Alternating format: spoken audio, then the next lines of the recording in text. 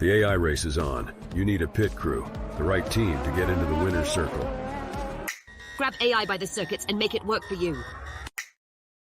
Hey, welcome to Wolf's Watch. We're watching AI, and this is part 3 of our sneak peeks for the executive briefing series that we're doing. I have more information on that in a minute. Hey, just a quick, part 3 is about teams. The last episode told you we're going to talk about this some more. We're going to share some experience on teams. And this is for AI now. This is also based on what's worked in the past with bringing new technologies in to companies and particularly into your organization. So right now, it's like you're learning some about AI, right? You're doing some practitioner, but mostly focused, not becoming an expert, staying focused on the business stuff, right? Well, here's a best practice that has been a long-standing, time-tested, proven with multiple technologies into organizations. You need 2 leaders within your organization. One is focused on business. The other is focused on the technology. So you need a technical expert internally, and you need someone that's focused on the business stuff. Now, where I learned this was on I won't mention the company or the product so that I can give you some numbers. Was on a $40 million software conversion / installation for an engineering system. And I was one of the project managers on this. Well, not for the whole shot. The part of it I was responsible for was about $3.5 million.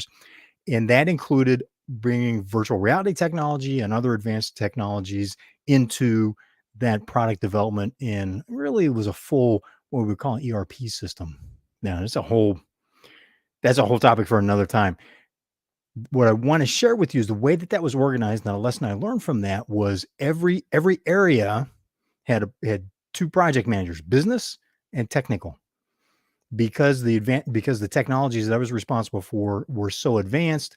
The person who was the technical lead for the entire project overall was the technical co-project manager with me, so that we could look at how do we best exploit virtual reality, other simulation technologies, some other breaking technologies that had been, we knew, gotten results, right? This is based on best practices from other areas of that particular company, but also other organizations where they got results. We're going, okay, we need to bring that in.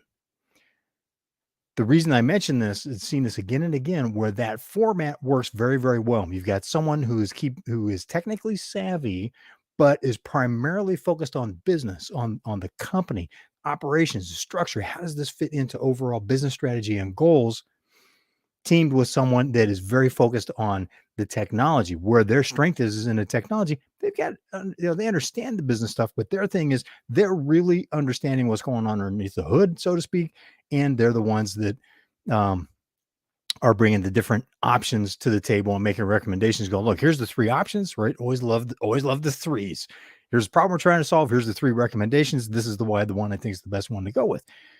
They're able to do that from a technical standpoint. Now, here's a second thing that you need to be doing to be successful with staying on top of AI and leveraging it to grab it by the circuits and make it work for you, is to have a user group structure within your company. If you've got 15, 50, 250 employees, you need to have a small group relative to the size of your team that's a user group discussing, hey, what's working? What are we seeing? Who's learning what? Who's experimenting with what? Outside the company, and bringing it in, right? Because a lot of these folks on their own time are going to be fascinated about this with the technology, right? You've already seen this, and they're coming in excited, going, "Hey, I just learned this new prompt with one of the chat bots. Hey, I just found this new piece of software that lets us do this." And you need to have those people doing that, bringing it in. You need to encourage them to experiment, and then give them a framework for guiding that experimentation within the company through the user group. What that does is it allows collaboration. It makes ideas multiply faster, and it gives you and the management team, your leadership team, some control and some framework and context to guide the use of the technology within your company, to make sure you're getting advantage of it, that stuff that works is getting spread, things that aren't working, words getting out about that, about why it's not working, and it's either adapted or say, hey, let's set that aside for the moment. But to be able to make those types of business decisions. And then the third thing is training. You need particularly the user group. So that's your core team to identify for early training within, whether in the company on doing online stuff, but also send them out to industry events, send them out to technology of specific events, whether it's a trade show for the tech or the big annual trade show within your industry.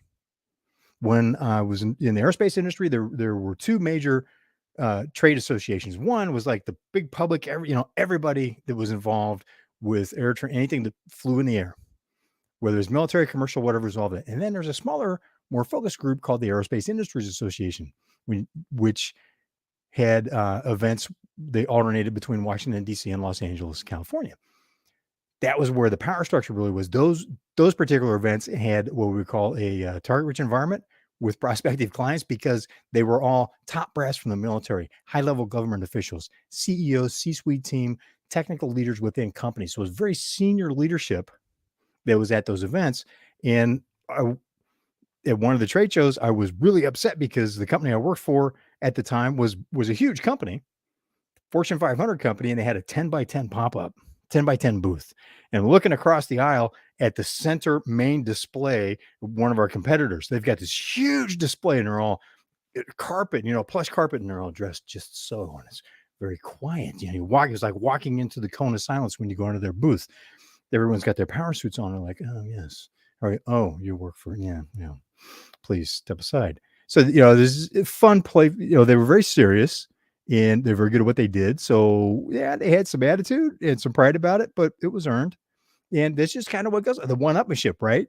So here you have the salespeople, the front people, front lines people in terms of communication and promotion, PR for the company. They were kind of looking down their noses at us with our tiny little booths, going, all right, fine.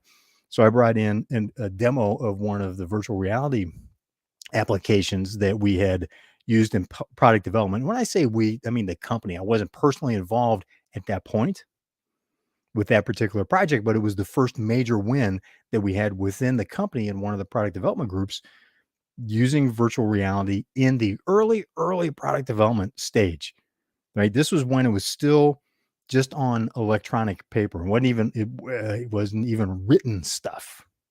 It was just in the electronic space that they were able to use virtual reality technology to make a much better design and catch the particular case study was it caught some errors that we wouldn't have found until the product had been fielded or at least built, and we'd already built the maintenance tooling for it.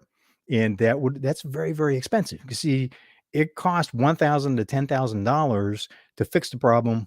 Once it's already manufactured, it's $10,000 or more dollars per spending $1 in prevention in early product development like that can cost $10,000, right? So it's 10,000 times more expensive when it's out in the field.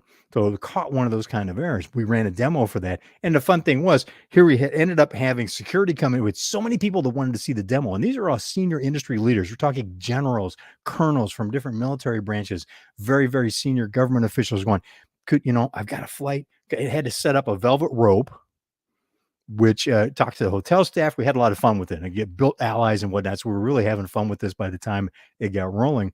Ended up with a line of people out the door, drained all the people out of our competitors' display area, which was like, ours was 10 feet by 10 feet. Theirs was like 40 feet by 40 feet in the center of the trade show area, right? So we were having fun with this from our side. And have senior people, had general full dress uniform, comes up and goes, my flight is leaving. Would it be possible to step ahead? And I look at the line. This is everybody in line. This is their customer or boss, right? So I go, would you mind? And they're just like, oh yeah, sure. Let him go ahead. Because then takes a look at the demo of the product. We had fun with it, but this all came about because of that type of structure. That was how I learned the technical part of it and was able to see the business leverage. And then when the opportunity came to arrange to have the supplier that we worked with to bring that technology into the company at the trade show with us. So there's a whole lot of things that lined up, led to that fun story, and then we moved that in the other parts of the company. And that was one of the corporate teams I created for taking that technology business unit by business unit into that and other advanced product development technologies at that time. So that's why I say this is where these recommendations come from. Have a technical lead and a business lead, have a user group, and train. Beginning with the user group and then have them identify the training and help with the training that spreads out throughout the company. Make it available to everybody. Start there so you can stay focused. You need to be able to run fast, move be able to adapt fast, right? Because AI tools are changing the stuff that's coming out right now. The opportunities are changing on a day by day basis in some parts of the AI tools industry, if you will. And you need to stay on top of that. And user group, you need to be meeting with the user group weekly as CEO of your company, showing that leadership that sends the message to them that this is important, that they're important, they're on it, and they have your support. And then this is something company's serious about. And it also allows you to stay in touch. It doesn't have to be a long meeting, right? It could be 10, 15 minutes in terms of your direct involvement. They need to be meeting at least weekly and communicating daily on what's going on to stay on top of this for the next few months. As you get this integrated into your company, as you can see, and starts to stabilize a little bit and things are changing a little bit slower, then you slow down the pace. So that's recommendations here. That's sneak peek part 2. This is Wolf's Watch. I'm Wolf. Thanks for being part of the conversation. And here's how you can find out more about the executive briefings. The AI Executive Summary, CEO to CEO, in the language of leadership. What works today? Case examples, hot seat interviews, answering your questions. Do you qualify to participate? Find out today. Click the link below.